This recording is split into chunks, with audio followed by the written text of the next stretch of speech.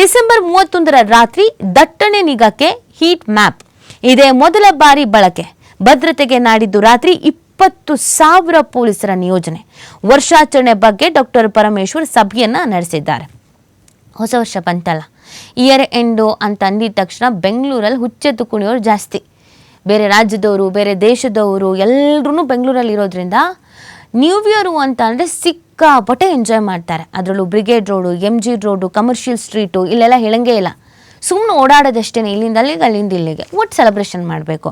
ಆದರೆ ಕೆಲವೊಂದು ಅಹಿತಕರ ಘಟನೆಗಳು ನಡೆಯೋದು ಉಂಟು, ಈ ಹಿಂದೆ ನಡೆದಿದ್ದು ಉಂಟು. ನಾವು ಹಿಂದಿನ ಘಟನೆಗಳನ್ನು ರೀಕಾಲ್ ಮಾಡಿಕೊಂಡಾಗ ಕೆಲವೊಂದಷ್ಟು ಅಹಿತಕರ ಘಟನೆಗಳು ನಡೆದು ನಮ್ಮ ಬೆಂಗಳೂರು ರಾಷ್ಟ್ರಮಟ್ಟದಲ್ಲಿ ಸುದ್ದಿ ಆಗಿದ್ದುಂಟು, ಸದ್ದು ಆಗಿದ್ದು ಉಂಟು. ಸೊ ಆ ಕಾರಣಕ್ಕಾಗಿ ಹೆಚ್ಚಿನ ನಿಗಾ ಇಡಬೇಕಾಗತ್ತೆ, ಹೆಚ್ಚಿನ ಭದ್ರತೆ ವಹಿಸಬೇಕಾಗತ್ತೆ. ಅದಕ್ಕೆ ಅಂತ ನಿನ್ನೆ ಮೀಟಿಂಗ್ ಮಾಡಿದ್ರು. ಏನೇನು ಕ್ರಮ ಕೈಗೊಂಡಿದ್ದಾರೆ ಅಂತ ನೋಡೋದಾದರೆ 20,000 ಪೊಲೀಸರ ನಿಯೋಜನೆ, ಹೀಟ್ ಮ್ಯಾಪ್ ಮೂಲಕ ಜನದಟ್ಟಣೆ ಪತ್ತೆ, CC ಕ್ಯಾಮೆರಾ ಅಳವಡಿಕೆ ಸೇರಿದಂತೆ ವಿವಿಧ ಕ್ರಮ ಕೈಗೊಳ್ಳಲಾಗುವುದು ಅಂತ ಗೃಹ ಸಚಿವ ಡಾಕ್ಟರ್ ಜಿ ಪರಮೇಶ್ವರ್ ಅವರು ತಿಳಿಸಿದ್ದಾರೆ. ಕಾನೂನು ಸುವ್ಯವಸ್ಥೆಗೆ 14,000 ಪೊಲೀಸರು, 2,500 ಟ್ರಾಫಿಕ್ ಪೊಲೀಸರು, 88 KSRP ತುಕಡಿ, 21 CAR, 266 ಹೊಯ್ಸಳ ವಾಹನ, 250 ಕೋಬ್ರಾ ವಾಹನಗಳನ್ನು ನಿಯೋಜಿಸಲಾಗ್ತಾ ಇದೆ. 400 ಟ್ರಾಫಿಕ್ ವಾರ್ಡ್ಗಳನ್ನು ನಿಯೋಜಿಸಲಾಗಿದೆ. ಜನದಟ್ಟಣೆ ನಿಯಂತ್ರಿಸೋಕೆ ವಾಟರ್ ಜೆಟ್ಸ್ ಸೇರಿದಂತೆಗೆ ಅಗತ್ಯ ಕ್ರಮ ಕೈಗೊಳ್ಳಲಾಗುತ್ತೆ. ಸಿವಿಲ್ ಡಿಫೆನ್ಸ್, ಹೋಮ್ ಗಾರ್ಡ್ಸ್ ಸೇರಿದಂತೆ ಒಟ್ಟು 20,000 ಪೊಲೀಸರನ್ನ ನಿಯೋಜಿಸಲಾಗುತ್ತೆ ಅಂತ ಹೇಳಿರೋದು ಗೃಹ ಸಚಿವರು. ಆಮೇಲೆ ಈ ನ್ಯೂ ಇಯರ್ ಪಾರ್ಟಿಲಿ ಅಥವಾ ನ್ಯೂ ಇಯರ್ ಸೆಲೆಬ್ರೇಷನ್ ಅಲ್ಲಿ ಸುಮಾರು 10 ಲಕ್ಷಕ್ಕೂ ಹೆಚ್ಚು ಜನರು ಭಾಗಿಯಾಗಬಹುದಾದ ಸಾಧ್ಯತೆ ಇದೆ ಅಂತ ಹೇಳ್ತಾ ಇದ್ದಾರೆ. ಕಳೆದ ವರ್ಷ 8 ಲಕ್ಷಕ್ಕೂ ಹೆಚ್ಚು ಜನರು ಸಂಭ್ರಮಾಚರಣೆಗಳಲ್ಲಿ ಭಾಗವಹಿಸಿದ್ರು.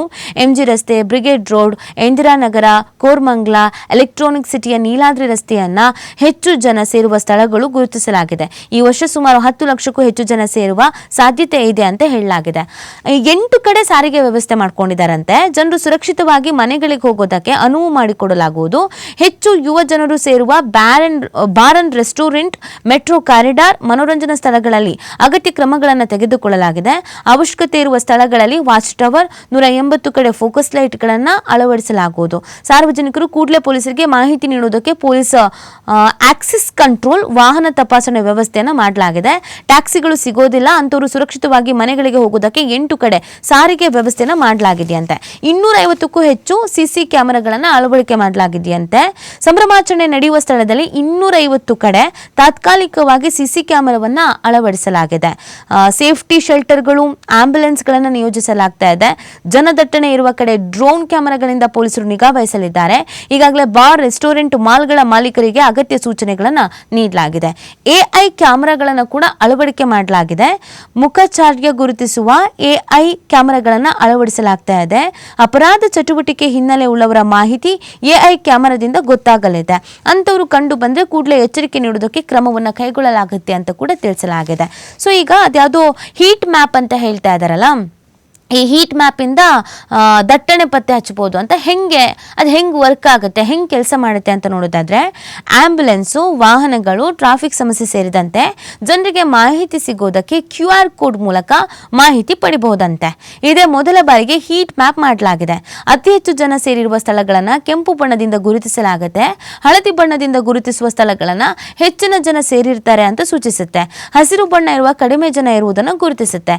ಇದನ್ನ ಕಮಾಂಡ್ ಸೆಂಟರ್ನಿಂದ ನಿಗಾ ವಹಿಸಲಾಗುತ್ತೆ. ಇದನ್ನು ಆಧರಿಸಿ ಪೊಲೀಸರು ಅಗತ್ಯ ಕ್ರಮವನ್ನು ಕೈಗೊಳ್ಳಲಿದ್ದಾರೆ ಅಂತ ಸಚಿವರು ಮಾಹಿತಿ ನೀಡಿದ್ದಾರೆ. ಸಭೆಯಲ್ಲಿ ರಾಜ್ಯ ಪೊಲೀಸ್ ಮಹಾನಿರ್ದೇಶಕ ಡಾಕ್ಟರ್ MA ಸಲೀಂ, ನಗರ ಪೊಲೀಸ್ ಆಯುಕ್ತ ಸೀಮಂತ್ ಕುಮಾರ್ ಸಿಂಗ್, ಜಂಟಿ ಪೊಲೀಸ್ ಆಯುಕ್ತರುಗಳಾದಂಥ ರಮೇಶ್ ಬಾನೂತ್, ವಂಶಕೃಷ್ಣ, CCB ಜಂಟಿ ಪೊಲೀಸ್ ಆಯುಕ್ತ ಅಜಯ್ ಹಿಲೋರಿ, ಸಂಚಾರ ವಿಭಾಗದ ಜಂಟಿ ಪೊಲೀಸ್ ಆಯುಕ್ತ ಕಾರ್ತಿಕ್ ರೆಡ್ಡಿ ಇವರೆಲ್ಲರೂ ಕೂಡ ಉಪಸ್ಥಿತರಿದ್ದರು. ಸೊ ಇದೇ ಸಂದರ್ಭದಲ್ಲಿ ಡಾಕ್ಟರ್ ಜಿ ಪರಮೇಶ್ವರ್ ಅವರು ಒಂದು ಪ್ರತಿಕ್ರಿಯೆ ಕೊಟ್ಟಿದ್ದಾರೆ. ಎಂತ ಹೇಳಿದ್ದಾರೆ ಅಂತ ನೋಡೋದಾದ್ರೆ, ಜವಾಬ್ದಾರಿಯಿಂದ ಹೊಸ ವರ್ಷದ ಸಂಭ್ರಮಾಚರಣೆ ಮಾಡುವಂತೆ ಸಾರ್ವಜನಿಕರಿಗೆ ಮನವಿ ಮಾಡಲಾಗುವುದು. ಯಾವುದೇ ಅಹಿತಕರ ಘಟನೆಗಳು ನಡೆಯದಂತೆ ಎಚ್ಚರಿಕೆ ವಹಿಸಲಾಗುತ್ತೆ. ಮನೆಯ ಯುವ ಜನರು ಮನೆಯಿಂದ ಹೊರ ಹೋದ ಬಳಿಕ ವಾಪಸ್ ಮನೆಗೆ ಬರೋವರೆಗೂ ಅವ್ರ ಬಗ್ಗೆ ಮನೆಯವರು ನಿಗಾ ವಹಿಸಬೇಕು ಅಂತ ಹೇಳಿದ್ದಾರೆ. ಮನೆಯಿಂದ ಹೋಗ್ತಾರಲ್ಲ ಮಕ್ಕಳು, ಎಲ್ಲ ತಂದೆ ತಾಯಿಗೆ ಹೇಳಿ ಆಶೀರ್ವಾದ ಪಡ್ಕೊಂಡು ಹೋಗ್ಬಿಡ್ತೀನಿ ಅಂತ. ಸೊ ಹಂಗಾಗಿ ಅವ್ರು ಬರೋ ತನಕ ಕಾಯ್ಕೊಂಡು ಕೂತ್ಕೋಬೇಕು. ಗೊತ್ತಿಲ್ಲ ಇದು ಎಷ್ಟರ ಮಟ್ಟಿಗೆ ವರ್ಕೌಟ್ ಆಗುತ್ತೆ ಅಂತ. ಹೌದು, ಒಂದು ಸ್ವಲ್ಪ ಮನೆಯವರು ಜವಾಬ್ದಾರಿಯನ್ನು ವಹಿಸ್ಕೊಳ್ಬೇಕಾಗತ್ತೆ. ಮನೆಯವರು ಜವಾಬ್ದಾರಿ ವಹಿಸ್ಕೊಳ್ಳೋದಕ್ಕೆ ಮಕ್ಕಳು ಹೇಳೋದ್ರೆ ತಾನೆ, ಗೊತ್ತಿಲ್ಲ. ಬಟ್ ಇವ್ರು ಹೇಳಿದ್ದಾರೆ ಇದನ್ನು. ಇನ್ನು ಸಣ್ಣ ಘಟನೆ ಆದರೂ ಸುಮ್ಮನಿರಲ್ಲ ಅಂತ ಪರಮೇಶ್ವರ್ ಅವರು ಇದೇ ಸಂದರ್ಭದಲ್ಲಿ ಪ್ರತಿಕ್ರಿಯೆ ಕೊಟ್ಟಿದ್ದಾರೆ. ಜನದಟ್ಟಣೆ ನಿಯಂತ್ರಿಸುವುದನ್ನು ಸರಿಪಡಿಸಿಕೊಳ್ಬೇಕು, ಮತ್ತೊಂದು ಕಾಲು ತುಳಿತ ಆಗೋದಕ್ಕೆ ಅವಕಾಶ ನೀಡಬಾರ್ದು, ಸಣ್ಣ ಘಟನೆ ಆದರೂ ನಾನು ಸುಮ್ಮನೆ ಇರಲ್ಲ ಅಂತ ಡಾಕ್ಟರ್ ಜಿ ಪರಮೇಶ್ವರ್ ಅವರು ಅಧಿಕಾರಿಗಳಿಗೆ ತಾಕೀತು ಮಾಡಿದಾರಂತೆ. ಅಧಿಕಾರಿಗಳಿಗೆ ಫುಲ್ ಕ್ಲಾಸ್ ತೆಗೆದುಕೊಂಡಿದ್ದಾರಂತೆ. ಏನೂ ಆಗಬಾರ್ದು, ಅಹಿತಕರ ಘಟನೆ ಅನ್ನೋದು ನಡೀಲೇಬಾರ್ದು, ಒಂದು ಚಿಕ್ಕ ಅಹಿತಕರ ಘಟನೆ ಆದರೂ ನಾನು ಸುಮ್ಮನೆ ಇರಲ್ಲ ಅಂತ ಅಧಿಕಾರಿಗಳಿಗೆ ಸೂಚನೆ ಕೊಟ್ಟಿದ್ದಾರಂತೆ. ಯಾಕಂದರೆ ಆಲ್ರೆಡಿ ಸರ್ಕಾರದವ್ರು ರೋಸ್ ಹೋಗ್ಬಿಟ್ಟಿದ್ದಾರೆ. ಯಾಕೆ ಅಂತಂದರೆ RCB ಮ್ಯಾಚ್ ಸಂದರ್ಭದಲ್ಲಿ ವಿನ್ ಆದ ಸಂದರ್ಭದಲ್ಲಿ ಏನೆಲ್ಲ ಆಯಿತು, ಎಷ್ಟೆಲ್ಲ ಸಮಸ್ಯೆ ಆಯಿತು, ಇದೆಲ್ಲ ಗೊತ್ತಿರೋ ವಿಚಾರ. ಹಾಗಾಗಿ ಮತ್ತೆ ಮತ್ತೆ ಆ ಥರದ ಅಹಿತಕರ ಘಟನೆಗಳು ನಡೆಯದಂತೆ ತಡಿಬೇಕಾಗತ್ತೆ. ಒಂದ್ಸತಿ ಆಗಿರೋ ಡ್ಯಾಮೇಜಸ್ ಹಾಗಾಗಿ ಹೋಗಿದೆ. ಸೊ ಹಾಗಾಗಿ ಅಧಿಕಾರಿಗಳಿಗೆ ಖಡಕ್ಕಾಗಿ ಆದೇಶವನ್ನು ಕೊಟ್ಟಿದ್ದಾರೆ ಅನ್ನೋದು ಗೊತ್ತಾಗ್ತಾ ಇದೆ.